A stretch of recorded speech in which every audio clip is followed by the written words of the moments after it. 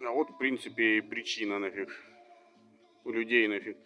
Если берете у кого-то машину с карбюратором, все такое, первым делом придется все разбирать. Если она там что-то перебойно работает и все такое. Вот этот двигатель 1.9 пижоховский. Перебойно работал, надеюсь, все люди видят, что вот он, пробой был.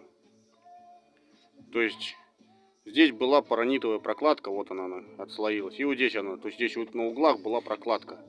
То есть какой-то клоун снял, отодрал прокладку, не отодрал до конца, то есть не почистил коллектор нахуй перед посадкой, залил вот это вот все.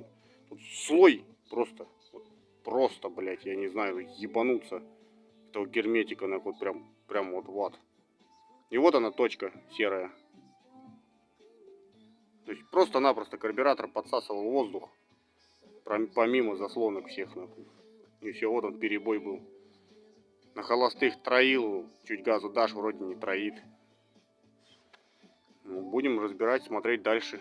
То есть ситуации вот такие вот еще бывают. Это уже неоднократно у меня такая хрень.